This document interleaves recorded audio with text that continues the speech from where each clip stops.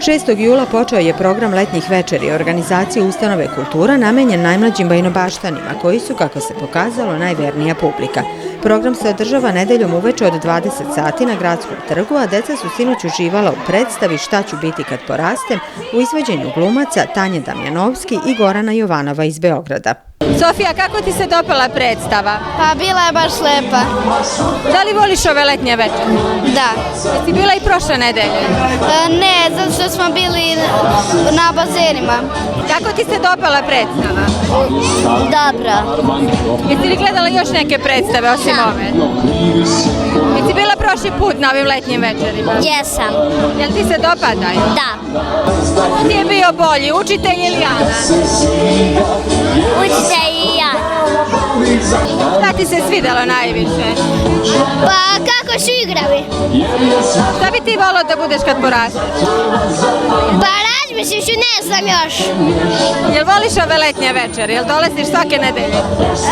Pa da. Divno je putovati Srbijom i zajedno sa decom učestvovati u ovako lepim događajima.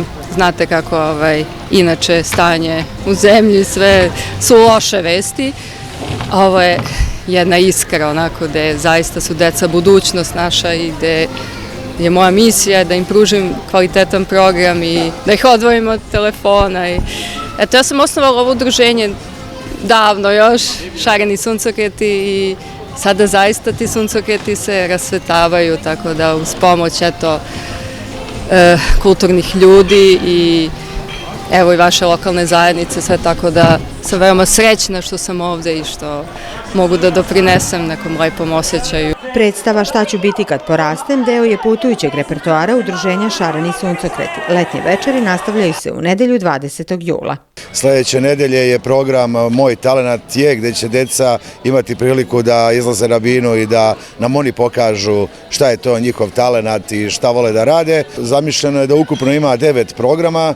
Znači, nakon 2 predstave ide tako jedan program, nakon toga će ponovo biti jedna predstava, jedna animacija, pa onda program Klinci umetnici. Završava se 31. avgusta sa dečijim maskenbalom, za koji se nadamo da će biti masovan kao i prošle godine, gde ćemo, verujem, okupiti što veći broj učesnika sa kreativnim maskama i nakon ovde programa na bini prošetati onom našem karnevalu glavnom ulicom da pokažu deca šta su to sve osmislila zajedno sa roditeljima i kako su se maskirali. Ovog leta realizovaće se ideja gledanja filmova pod otvorenim nebom, a aktivan je gradski bioskop Vlaja. Sledeće nedelje 21. 22. 23. 3 dana projekcije sada ovog novog filma Superman i novog crtanog filma Štrumfovi, a u nedelju ćemo ovde, verujem, nakon programa Ja imam talenat, imati letnji bioskop koji će uglavnom preko leta biti namenjen za tinejdžere.